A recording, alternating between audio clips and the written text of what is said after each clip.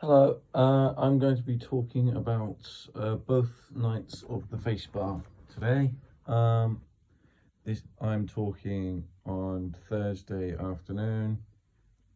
I was going to do it at the very end of Wednesday, but I was very tired at the end and fell asleep the minute I got home.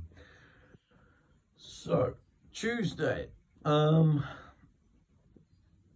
I arrived at the FACEBAR about 4:30. That was when Rich told us to get there. I spent the vast majority of the time at the FACEBAR waiting. As we got there at 4:30, we weren't even on until like 10:30. So I was waiting there for a good 6 hours, but that's beside the point. Yeah, there was sound testing, stuff like that. The FACEBAR itself looked nothing like what I imagined. The length of the building was about what I imagined, but it was the way thinner. The stage was smaller. The stage was higher up than I thought, but it was also smaller, as I said, which is no problem whatsoever, as I never had any space problems both nights. I always had plenty of room to move, but I don't know, I just imagined something a bit bigger. But anyway, I'm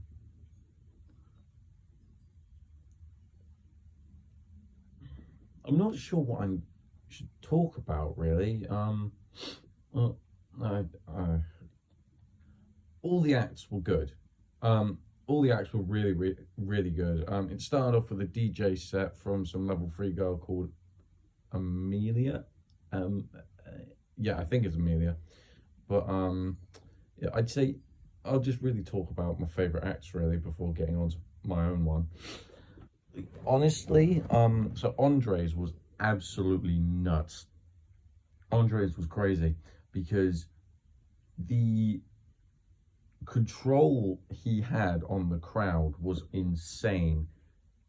I'm not even a massive fan of like dance music, EDM and stuff like that, but honestly, it was crazy, man. You said like you had the whole crowd all chanting his name by the end of it, all screaming, cheering. He was going. He if that's not a distinction-worthy performance, I do not know what is, because he pretty much owned, for the entire time he was there, he owned that performance. He owned every last second of that entire thing. You had Alfie's band, which was also very good. You know, it was right at the front, you know, screaming all the songs. They pretty much owned their performance and all. And then you blew my throat out from singing out the lyrics, but that's besides the point. But anyway, that's enough talking about that. I'll actually talk about the actual performance. So when it came to us, I wasn't nervous at that point, as I was more just determined, because, you know, I was waiting around for, as I said, about 6 hours. So we were just there, and, you know, just like, okay, well, finally we're on. So yeah, the nerves thankfully dissipated. But you know, we got on stage, we set up really quick. We did tiny sound tests, like instrumentally, I mean, and went through all the songs. So yeah, introduced all of us. Yeah, I didn't do the joke in the da da da da da, the McDonald's jingle on guitar. I didn't do that, as I just forgot really. I was more taking it seriously once I got on stage. But Lost Cause did so much better than I thought. We played it a bit quicker, something that I noticed, or something that I noticed watching it back, because my grandfather recorded the performance. Yeah. When we were playing, I was on backstage left, and Clive and Callum were on backstage right. But yeah, I was told that because I moved around more. But yeah, I'll get to that in a bit. But yeah, as I said, Lost Cause really good. We sped that up a bit. I, I was really proud of the harmonizing part in the chorus where when me and Callum harmonized our guitars. That worked really, really well. Um, Happier Than Ever. That was played previously. Um, so yeah, Clive introduced it. It was like, oh, Happier Than Ever. You heard that already this night tonight, but you know, um, but yeah, we played through that. Oh, I loved that. I dropped my pick during the second chorus, so I was playing with my thumb. I was just brushing my thumb along the strings. So once it got back to the really tiny like pre-chorus, pre-solo-y bit, I just quickly pulled the pick out of my pocket and continued.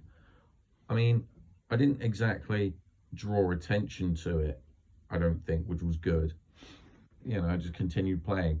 But well, that was good. Callum's solo on that one was brilliant. He went in between Christine and Tilly, just perfect. It was very powerful. It was brilliant. Um, Next was Michelle. Next was Michelle. Um, I could not hear the guitar solo that I was doing, but I thought, okay, that's fine because I'm not going to be able to hear as much. But I asked people in the crowd after the performance, like, did you hear the guitar solo I did? And I even watched the video back, and I couldn't hear it, which was a bit of a problem actually. I hope that doesn't downgrade me too much, as I couldn't really find the time to crank the amp up, and we were told we weren't allowed to touch the settings in fear of overloading everything, which was fine. I wasn't. Yeah, I'm not exactly going to complain about it because I did it, so that's all that matters. The show was good, you know, swaying left and right, got the crowd putting their arms in the air and stuff. That was good. Um, then we had Ellis's drum solo. Bit problem with that. Clive introduced Ruby midway through Ellis's drum solo, which made no sense. But I'm not gonna go too much into that because yeah, which was a bit weird, but I'm not exactly gonna complain. Um, yeah, Ellis did his drum solo, which was really, really, really good. It gave me like Dave Grohl kind of vibes. Well, that's the sort of style it reminded me of. That and a bit of a Lars Ulrich. But yeah, we play when it came to Ruby, that was really good. I struggled at the start. Don't know why, I just did. Um, I struggled with my effects pedal a bit because A, I was wearing sunglasses on stage. B, it was a dimly lit room, so it was very hard to see the thing. So I missed it, and for the first bit, I was struggling a tiny bit to get the effects right. So that's yeah. I eventually got it right. I just misplaced my footing. Um, but yeah, that was really good. The crowd was singing back to us at the chorus. It was like they're going da da da da da da. Like, that was really really good.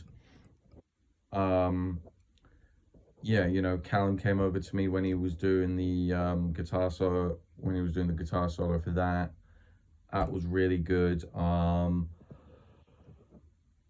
Sorry. Yeah. Um, Ruby was probably what it was. I was about to say it's my favorite, but no, I I yeah, I had to stop myself there.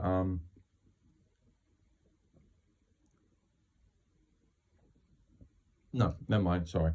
But yeah, Teenage Dirtbag, banger, absolute banger. Crowd was singing it back to us. The way Christine introduced it, you know, she just said, "This is for you teenage dirtbags out there," which is like it. That's a subtle intro. I really liked it because it was quiet. It was something but effective. yeah, it was effective. It was really effective. Um, so yeah, the ending was really strong. The do, a really good rock and roll ending. I put my foot on the monitor and leaned forward, you know, in like the proper like rock and roll style fashion. Um, but yeah, then I got to introduce one way or another. I have to say, I went a bit overboard on it. Um, but who cares? Uh, yeah, I just hyped it up as much as I could. I ran out of breath introducing it. But oh well, the crowd seemed to enjoy it. Yeah, one way or another, brilliant, absolutely brilliant. When it came to the na na na na na na na na na na na, when it came to that bit, I sort of ignored Sam's advice. Sam Williams, the guy who was behind the desk. I ignored his advice, and I turned the amp up so it could hear. But I might have did it a bit too loud because the problem was, it sounded quiet to me, but watching the video back, that was loud. But yeah, that's whatever. The mics were quiet. That was a problem. We weren't entirely sure what the matter was, but what we came to the conclusion was there were so many people at the front recording, and there were wireless mics. They came to the conclusion that like just interference. So I guess it was something along those lines. But yeah, Tuesday was brilliant. I loved every second of it. I had such an adrenaline rush at the end of it. It was just brilliant. I had an ear to ear smile. But anyway, Wednesdays. I got to college. I got to I got to the FACEBAR about the same time as I did the night previous. Sound check and still did sound check. Yeah. The acts I'm not really going to talk about as much as I was in the beer garden for a lot of it. Yeah, we were there for listening to Caitlin's one and Izzy's one. But apart from that, we spent most of our time in the beer garden, just going over the house band stuff with like everyone else in house band, really. Oh, we watched Darian's thing. He did Money, and oh Lord, what else did he do? He did Money and another one, like Money by ABBA. I can't remember what the other one is, but yeah. So we first had to create the song set. So me, Caitlin, Lily, and Alfie made the set, and then I went around, found everyone in house band, and showed it to all of them. Was like, right, this is what we're doing. They said, okay, cool. The order was Here, the Eliza Clark one, but followed by Body, Sinead Hardy, followed by Bust Your Windows. I don't remember her name. Then it will go to Fighter by On Vogue, and Fighter by Free Your Mind by On Vogue, and Fighter by Christina Aguilera. But yeah, so Here, brilliant. I did my guitar solo for it. Abby introduced it. It was brilliant. Everyone could hear it. It was a bit too fuzzy for my take. I should have added a different solo effect for it, but that was really good. I really enjoyed. Bodies, again, very good. My hand was cramping up a bit during that because all the songs involved bar chords. So sorry. But yeah, Bodies was very good. The atmosphere for all of it was gorgeous. Bust Your Windows, I hadn't heard that be played out full. but that was really good. It had a very good swing to it. The bass line reminded me a lot of like Stand By Me. I don't know, by Benny King. I don't know why, it just seemed to. But it was a very smoothie, bluesy type song, and I loved it. Unfortunately, I didn't get to play it, but listening to it was very good. We then had a short intermission. Well, not intermission, but a bunch of other acts played before we did again. Yeah, me and Callum were thinking, oh, Callum, I'll play your guitar and then you can play my one.